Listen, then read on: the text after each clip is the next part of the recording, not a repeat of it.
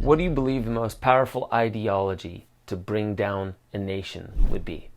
Well, it has to happen from within. So you look at a population, you take the two most dominant demographics, you study the relationship, you find the oldest, deepest, darkest, most chronically inflamed wound, and then you press really hard with every tool at your disposal, day in and day out. You make every news story one of rivalry and division. You make all the tools available to the people, the left and the right, tools that can only demolish, only tear apart and rip that wound, only make it worse, never make it better. And then you take all the healing modalities, all the reunification tools, you call them crazy, you call them quackery, you call it dangerous, and you call it anti-human. That's how you bring down a nation.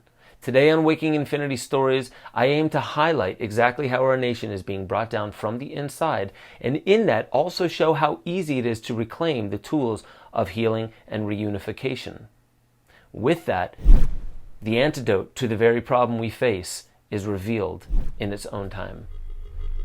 Now let's imagine.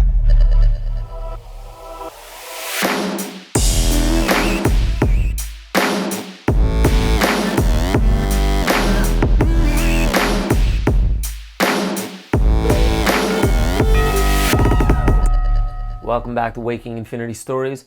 I'll be your host for this evening.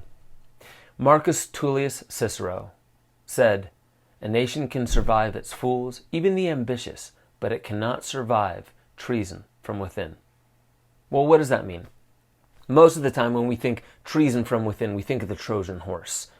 People in the outside world that find their way into our tribe, our camp, and bring it down from the inside. And while that does happen, and is happening now, guess what? It always happens. It's one of those timeless things that is always seeking to upend the thing that we call civilization, that we call a harmonious way of life, which is really just an evolving clusterfuck of the same thing humanity has always faced, the growing lessons from within. Okay, so what if it's not something in the outside world, but actually it exists in ideologies? What if it's actually something that's more replicated through memes, and yes, memes on social media? These cultural evolution points, cultural data shared from person to person, computer to computer, sometimes AI to man, without our knowledge.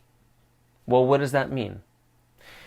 When we start making the logical fallacy that the outside world is structured, fixed, objective, and can only be witnessed by us, it's something external to us. We don't have some way to influence it other than rallying a bunch of people and trying to make a change, but it's really just the nuts and bolts of the external reality that we're changing, and we're just these external actors. This is a logical fallacy, and when we start having a science that measures things every time the same way, then we get so into that measurement is our reality, when things could be measured vastly differently, we just simply don't know that language. What I'm telling you is, when we start to believe that the outside world is less than something that is intimately connected with our internal state and a collective hallucination that we are holding up as some kind of objective reality, then we will always end up with the same exact result. Trump. No, not this one. That's the spectacle. What I'm talking about is the Trump card, the Trump move. By secret means, hiding some kind of secret weapon in order to unleash it all at once and win the battle. That's exactly what we're facing right now.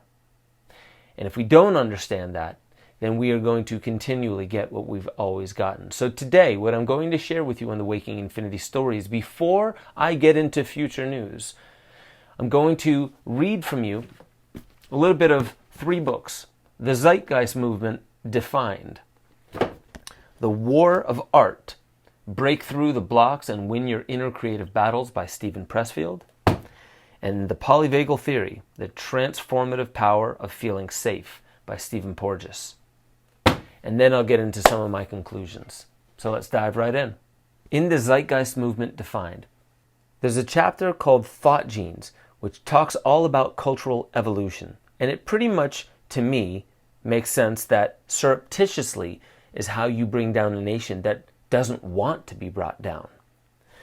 Defined as an idea, behavior, style, or usage that spreads from person to person within a culture, memes are considered to be sociological or cultural analogies to genes, which are functional biological units controlling the transmission and expression of one or more traits, or so we conventionally think at this point in history. However, ideas persist for a long enough period that they often create emotional connections on the personal identity level and institutional establishments on the cultural level, which tend to perpetuate a kind of circular reinforcement, generally resisting change and adaptation. Recognizing our intellectual evolution process will help better align ourselves for sustainable practices and is clearly a core ethic needed both on the personal and social level if we expect to keep adapting for the better in the context of cultural evolution. On social media today, especially through the Trump era, now into the Biden era, so many people are rallied around politics again, perfectly following the fourth turning. Because in crisis periods that happen every 80 to 90 years and last 15 to 25 years tops, in this period, the whole thing is a rallying cry. The unraveling happens right before the crisis. So that's when things are falling apart. The crisis is when action is needed. And it starts to congeal ideology back around forces of power. That's what we're seeing. So in social media, the best weapons of war are now of the mental nature. They're not nuclear missiles. They are AI-based information sharing. And not just AI-based information sharing, but the proliferation of what we would call misleading memes.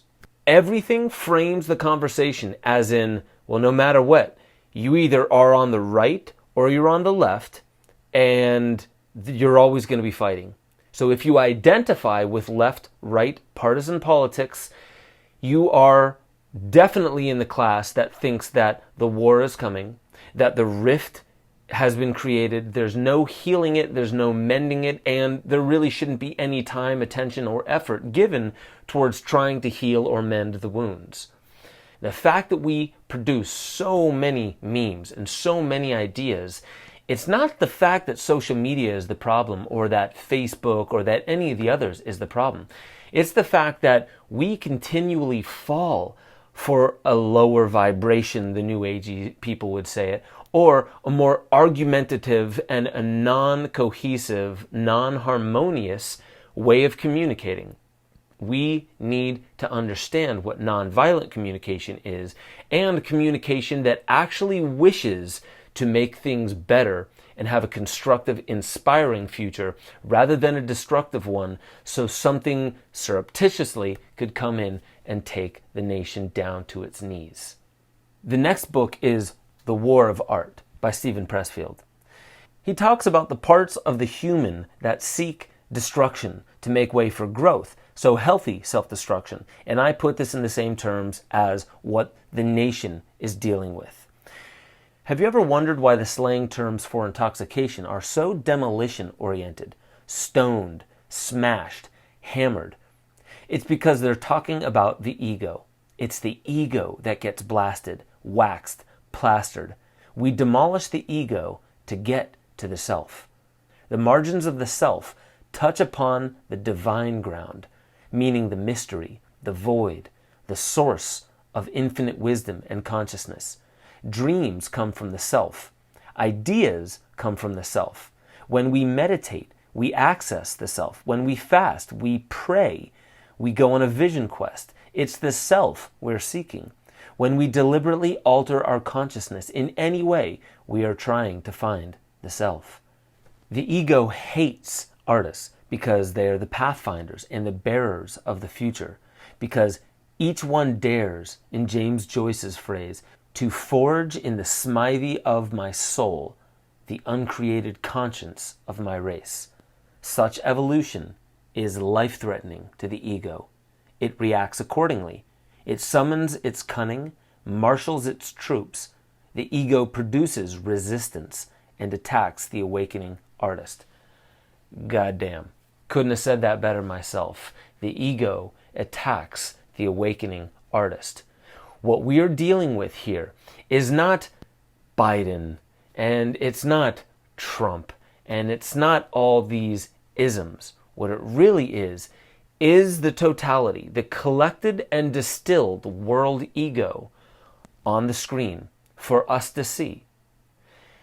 Regardless of how you think those people and those stories ended up on those news channels, the bottom line is you, with your nervous system, if you are not aligning it in a way in which you wish to manifest based upon the feelings that you are allowing to be evoked within you in the moment, if that is not how you are trying to manifest, if you are pointing to the outside world saying treason, treason, treason, treason, then you're forgetting your human potential and you've already disempowered yourself. It doesn't matter how many books you read, how many newscasts you watch, how safe you feel is going to be determined by others who wish you to be malleable to their will. So you're not going to feel safe. Let's go on. Here's the book, The Polyvagal Theory, The Transformative Power of Feeling Safe. He talks about this thing called the Listening Project Protocol, which evokes a solution of harmony using the voice. The polyvagal theory suggests that we also have a social nervous system more supremely positioned above the purely individual one. The part of that theory that emphasizes the social engagement system assumes that if we use prosodic vocalizations to engage the middle ear muscles that help us extract human voice from background sound via neural feedback, this form of active listening will change physiological states and enable the individual to be more spontaneously social. It is a parsimonious model that focuses on providing the nervous system with acoustic cues that trigger a neuroception of safety. When we started testing this intervention with children with autism, we got amazing effects. So what are the conclusions? The conclusion is that using your voice actually influences the nervous systems of people around you. The way you use your voice, the prosodic and the changing tonal nature of the voice actually reaches into different places inside the middle ear, which cause for the nervous system to react differently. This actually helps for those with autism, which is a vague and general definition placed upon an entire category of different kinds of conditions. That speaking differently can make these children feel safe and then cause them to become more social, spontaneously, on their own accord. Man, imagine if using our voice could do that.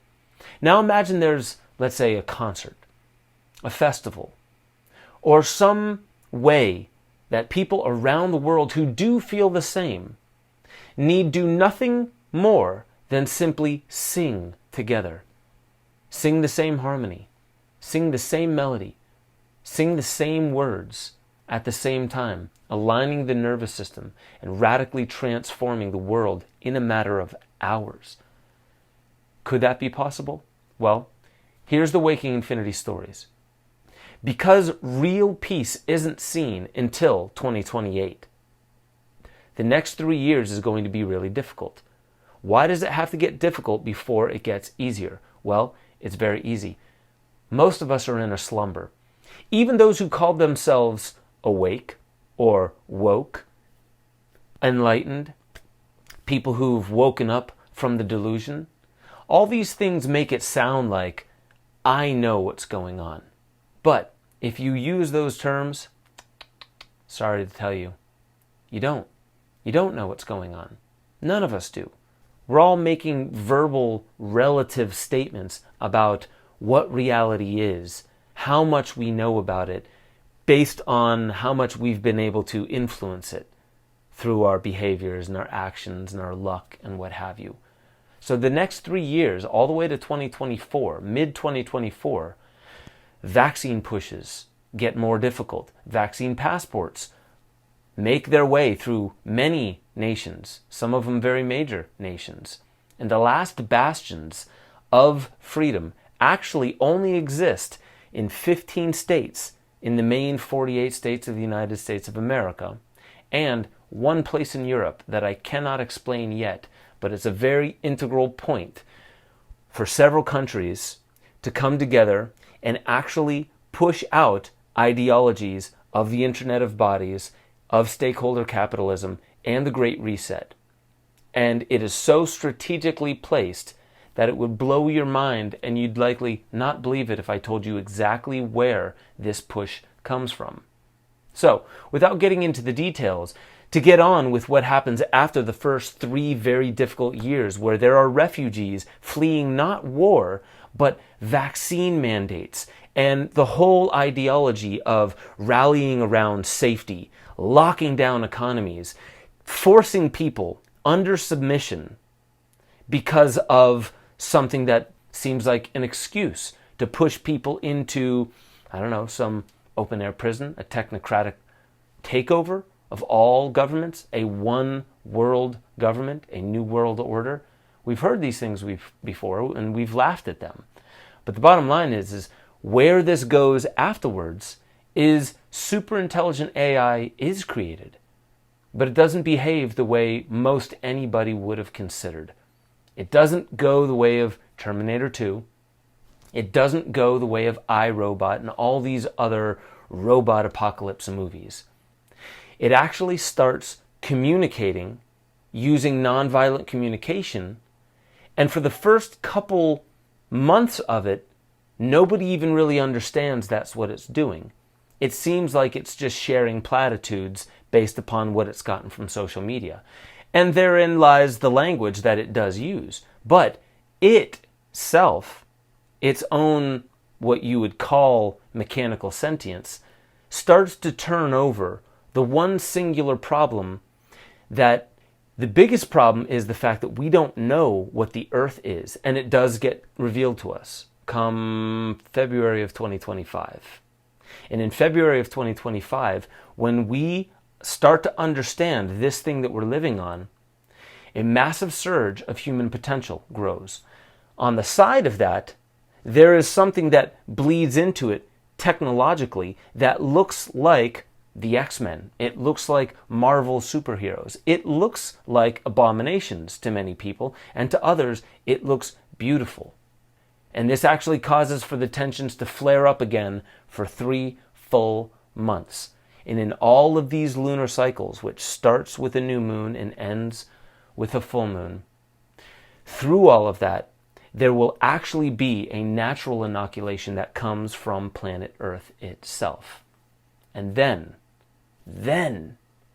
the healing starts to be made, because a brand new plant emerges. A brand new plant that actually is the healing of the nations, that does bring the medicine for all of us, comes about, and we won't even need to eat it, smoke it, crush it, dry it, vape it, whatever. Just it being born on this planet will actually be the antidote. You wouldn't have expected it. And by 2028, a brand new world is upon us, and it is not the one that we're fearing. So, catch you guys next time.